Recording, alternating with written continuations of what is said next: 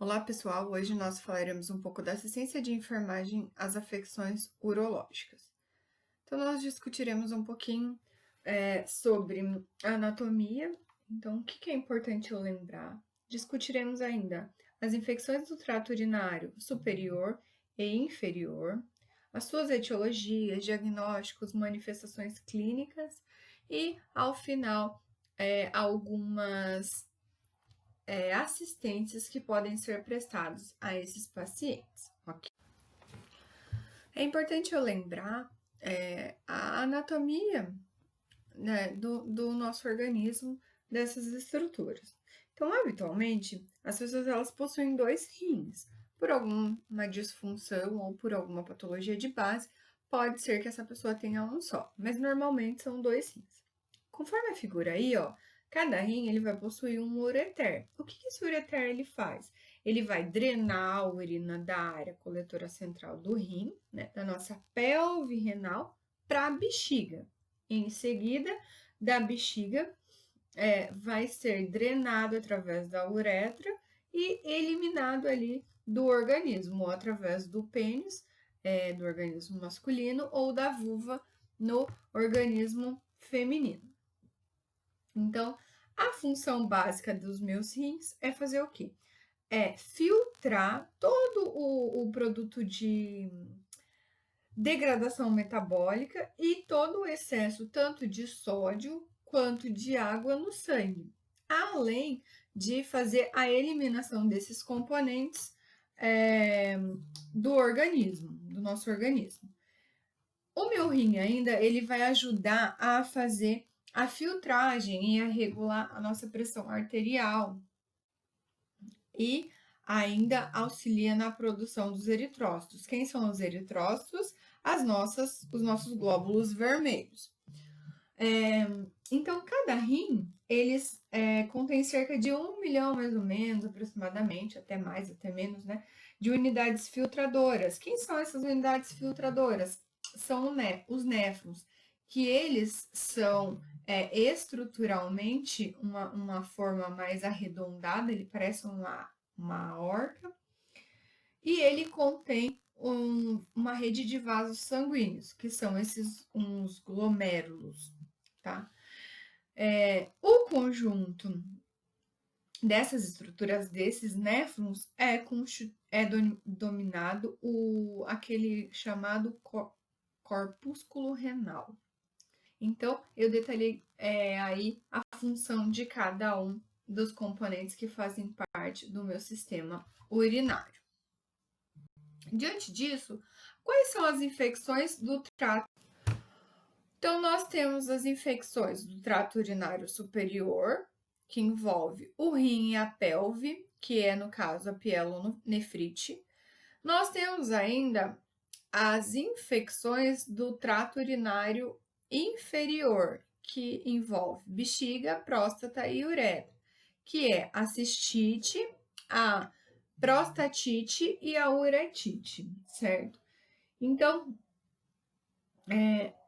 qualquer uma dessas infecções, tanto as infecções do trato urinário superior quanto do trato urinário inferior, elas possuem uma série de etiologias clínicas e elas têm em comum a presença de um número significante de micro-organismos em qualquer porção do trato urinário, ou seja, no trato urinário superior ou no trato urinário inferior.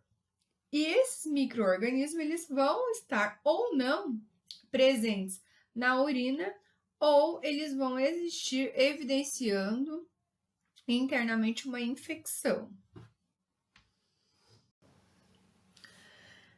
Essas infecções elas podem ser causadas por algumas bactérias, por fungos, por vírus. Então, eu vou abordar aqui algumas infecções mais comuns no adulto. Então, nós temos infecções do trato urinário pela Escherichia coli, pelo Enterobacter, pelas pseudomonas e pela serratia. Então, todos esses são bactérias,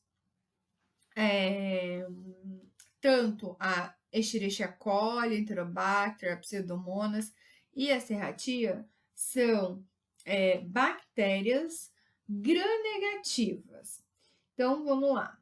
Por exemplo, quando eu tenho a Escherichia coli, eu estou falando de um grupo de bactérias gram-negativas que, habitualmente, elas residem no nosso intestino, de pessoas saudáveis, tá? Então, nós temos presente no nosso organismo a Escherichia coli.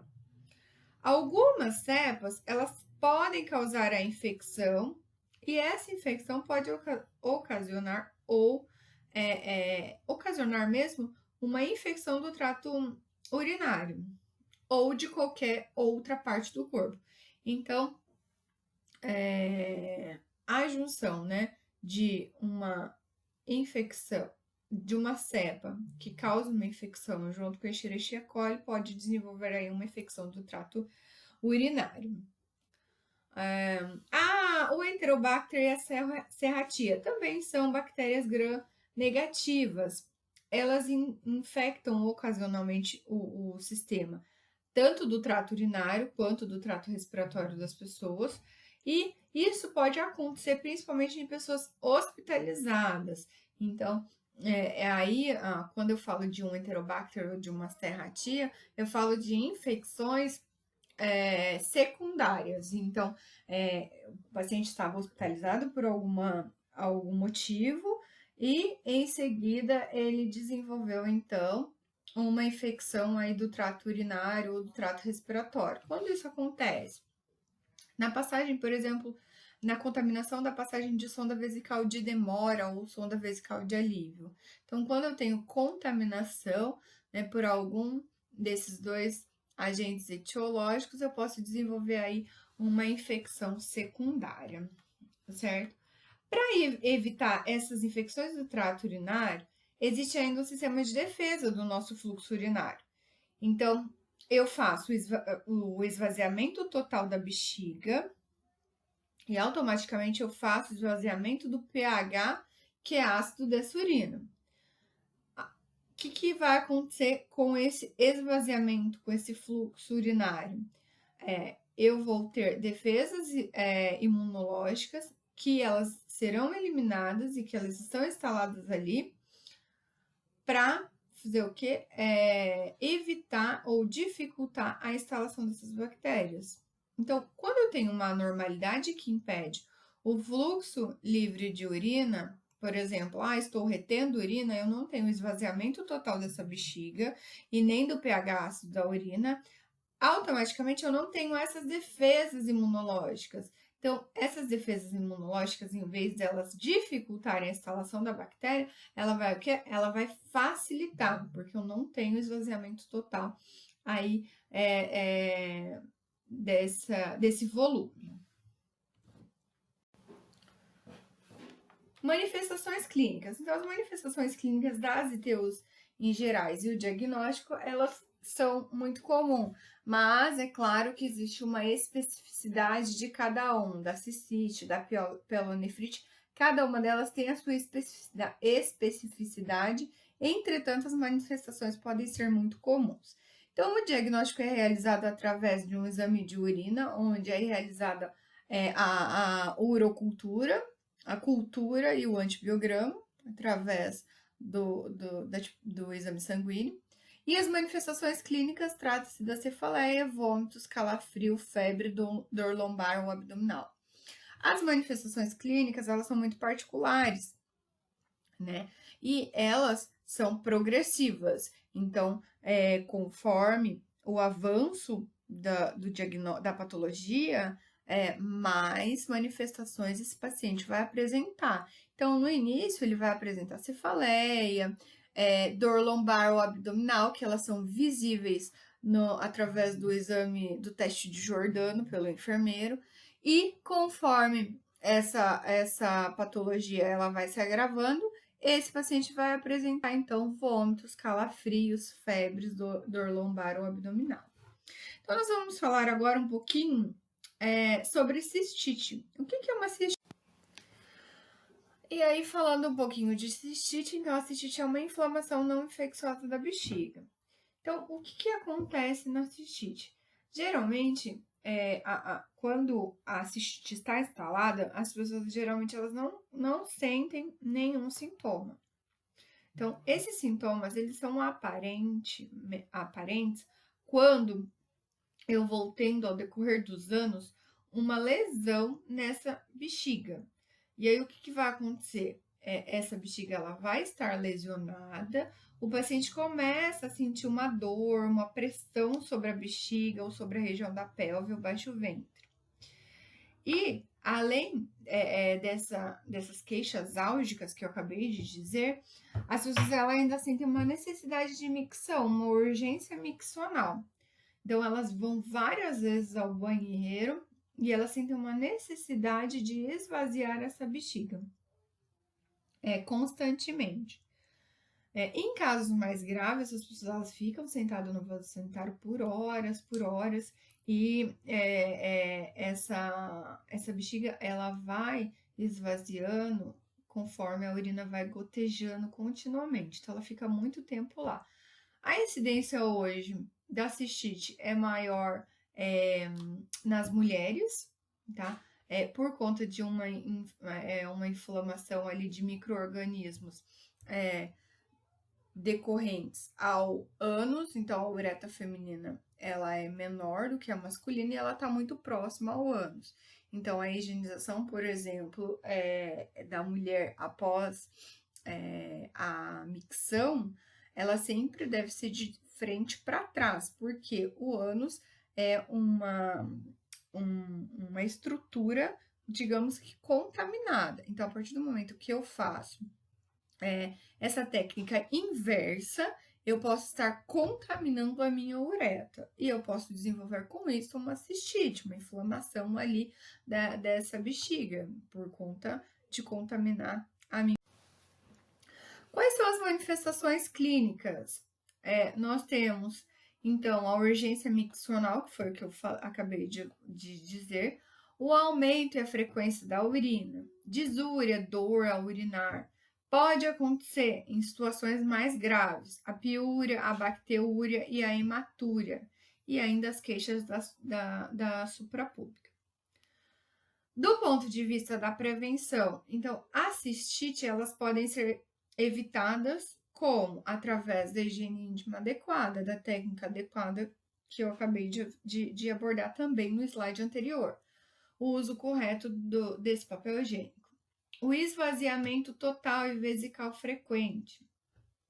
É importante ainda a higienização da parte íntima feminina após as relações sexuais. Porque quando eu tenho fricção, o ato ali sexual em si, eu tenho uma fricção, eu acabo lesionando essa parte íntima. O que deixa muito propício a minha uretra a entrar em contato com esses micro-organismos. Então, o ideal é sempre fazer a higienização após as relações sexuais. E agora nós vamos falar um pouquinho. Então, a pielonefrite ela é uma infecção bacteriana de um ou ambos os rins. Então, ela pode ser uma infecção causada pela Escherichia coli, pela Enterobacter, pela Serratia, entre outros. Sua incidência maior são nas mulheres. Então, geralmente, essa infecção ela vai da área genital até a bexiga através da nossa uretra. Em seguida, ela passa pelos uretérios e lesiona a minha parte renal. Uma pessoa com um trato urinário saudável, geralmente a infecção ela é evitada com o movimento dos uretérios em direção aos rins. Então, eu consigo expelir isso através do fluxo de urina que vai levar esse micro-organismo para fora. Tá? Vai fechar os uretérios na entrada ali da bexiga e vai eliminar. No entanto, quando eu tenho um bloqueio desse processo, né, uma obstrução que vai impedir que passe esse fluxo de urina, ou qualquer uma anormalidade ou uma afecção ali estrutural desse processo, ou até mesmo um cálculo renal, eu vou ter o quê? Eu vou ter o retorno dessa urina para a bexiga até os uretérios e vai então aumentar a probabilidade de acontecer uma infecção, de ocasionar uma pielonefrite. Na gestante, a pielonefrite ela é muito comum, né? Então, eu tenho um aumento, o risco é muito maior durante o período gestacional, porque eu tenho um aumento do útero, que ele exerce uma pressão ali sobre os meus ureteres, ele vai obstruir ou parcialmente esse fluxo por conta desse aumento desse útero. E aí, o que vai acontecer? Eu não vou conseguir ter a eliminação normal desse fluxo de urina. Então, ela aumenta ainda o risco desse refluxo, então vai acontecer o refluxo até os uretérios, porque eles vão estar dilatados, e vai provocar uma contração muscular, que vai impulsionar, então, a urina até os uretérios interior da bexiga. Então, vai fazer o movimento contrário do que deve ser feito num organismo normal. Tá? Então, aí nós temos uma pielonefrite. A pielonefrite, como ela atinge, né, os rins, ela é identificável a partir da técnica de Jordano. Então, eu peço para o paciente sentar, né, ereto, e aí eu vou examinar ambos os rins, vou verificar espessura, vou verificar queixas álgicas ali no local, entre flanco direito e flanco esquerdo. Quais são as manifestações clínicas, né? E então, a etiologia eu já falei, qualquer bactéria, que nós vemos um exemplo de Escherichia coli. Então, o que esse paciente pode apresentar? Os calafrios repentinos, febre, dor lombar e náuseas e vômitos. E aí nós vamos falar um pouquinho de retenção urinária. Ah, mas retenção urinária e incontinência urinária. Nós vamos discutir aqui na saúde do adulto, porque isso é muito comum nos idosos. Entretanto, pode acontecer também com os adultos. Então, a retenção urinária, né, ela é caracterizada pela incapacidade da bexiga se esvaziar completamente. Então, quando eu faço o processo lá para esvaziar essa minha bexiga, né, rim, ureter, bexiga e uretra, então eu concentro ali na minha bexiga uma quantidade de urina, eu vou retendo ali, e isso é caracterizado por uma retenção. Por que isso acontece? Pode acontecer por uma disfunção dos rins, uma disfunção dos ureteres ou até mesmo uma disfunção da bexiga. Então, a urina ela vai se acumular no interior dessa bexiga, vai distender automaticamente a parede da bexiga, pode olhar aí na segunda figura, e o paciente ele vai sentir uma sensação de peso, então é caracterizado ou conhecido como um bexigoma. Ele vai ter aquele desconforto, aquela sensibilidade bem dolorosa ao enfermeiro realizar a palpação em região suprapúbica. Então, com isso, ele vai tendo ali uma sudorese, uma irritabilidade decorrente à dor que aquela retenção está causando.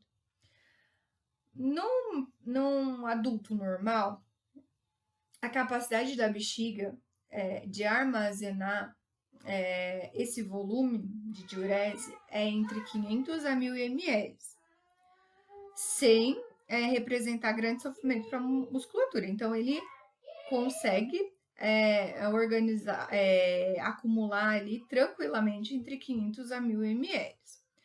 No entanto, entre 150 a 200 ml, eu já tenho, né, um reflexo que o meu sistema nervoso entende que eu preciso eliminar aquela urina. Então, quando eu tenho ali 150 a 200 ml, eu já sinto aquela vontade de ir ao banheiro. Entretanto, eu consigo tranquilamente, sem prejudicar minha musculatura armazenar de 500 a 1000 ml. Quando acontece uma retenção urinária, nós passamos a reter mais de 1.500 ml. Em casos graves, a bexiga ela vai chegar a reter de 2.000 a 3.000 ml de urina desse paciente.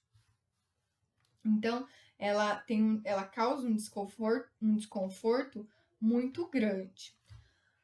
Por que isso acontece? Então, qual que é a etiologia?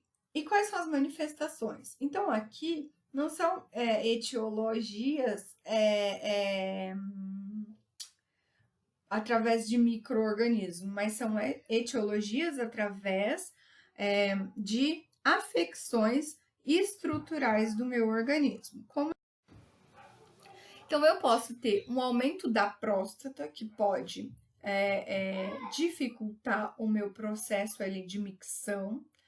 Eu posso ter a constipação, né, o aumento ali desse intestino, e eu posso ter um estreitamento e edema da uretra, que pode ser uma consequência de um parto ou de uma cirurgia anterior.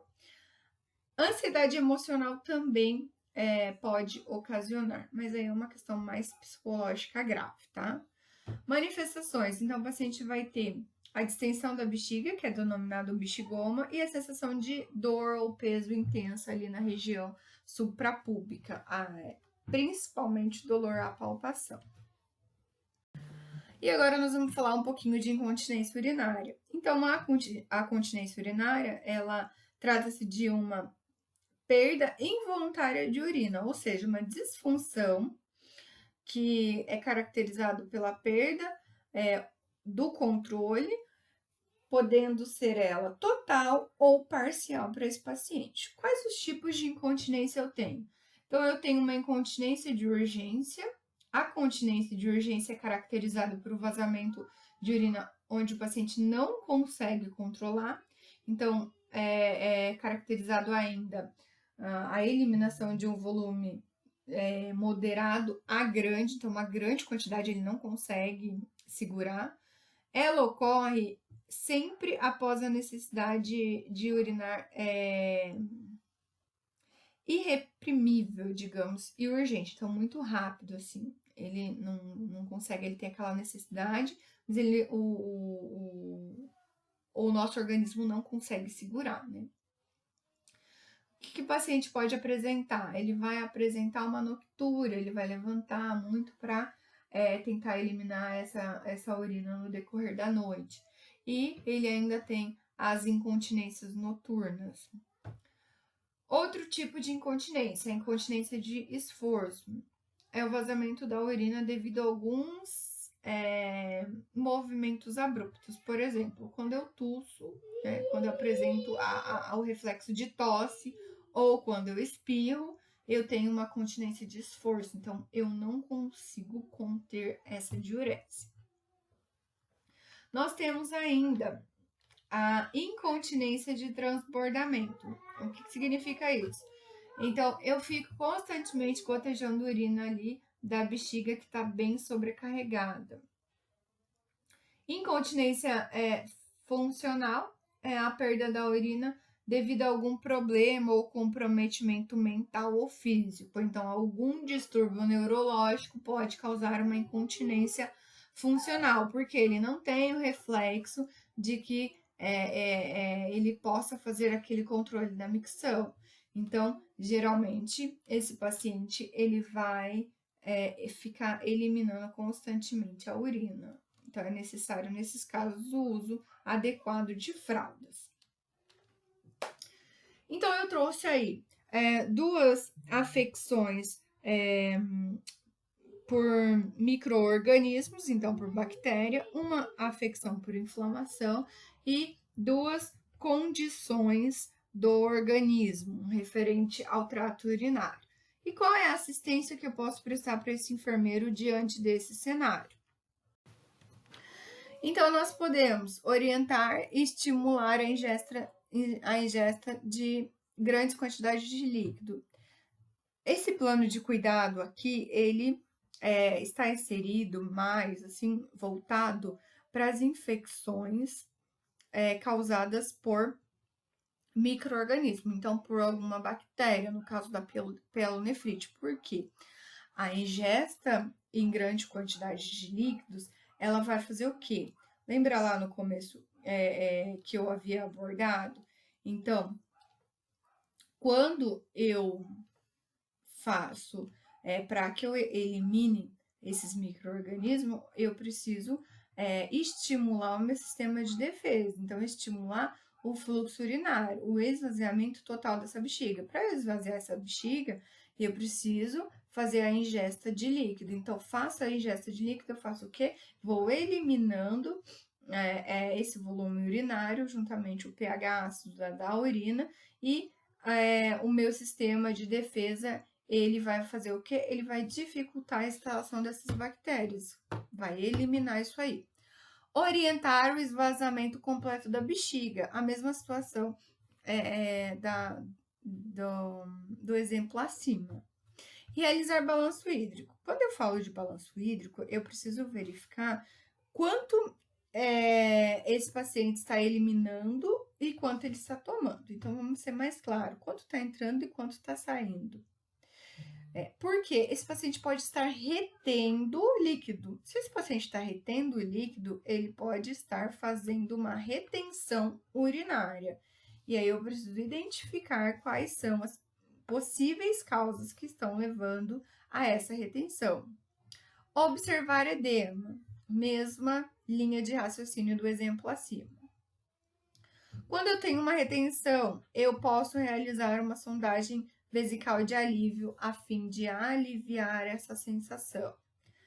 Para as questões de continência urinária, os tipos de continência urinária, eu trouxe aqui uma linha de cuidado, estimular exercícios de Kegel, aquele exercício para fortalecer a bexiga. Então, geralmente quem auxilia nesse processo é o profissional enfermeiro, mas nós, o profissional fisioterapeuta, mas nós, enquanto enfermeiros, podemos fazer essa orientação e estimular e encorajar esse adulto a realizar esse tipo de exercício. Bom, pessoal, o que eu tinha para passar para vocês é isso. É claro que as afecções do sistema urinário no adulto, ela é enorme, então eu consegui procurei fazer de uma forma bem objetiva para que vocês conhecessem, tá? Nós ainda precisaríamos discutir diálise e hemodiálise, então eu vou mandar um vídeo explicativo para vocês. E fazendo uma observação aqui, na assistência de enfermagem, eu ainda tenho o exame físico. Quando eu faço o exame físico, eu devo avaliar o paciente se ele está desenvolvendo uma infecção do trato urinário através do sinal de Giordano. Vou explicar para vocês hoje na aula o que é o sinal de Giordano, tá? Espero que vocês tenham entendido, espero que eu tenha contribuído. Tenham uma boa noite, fiquem com Deus. Vamos lá para as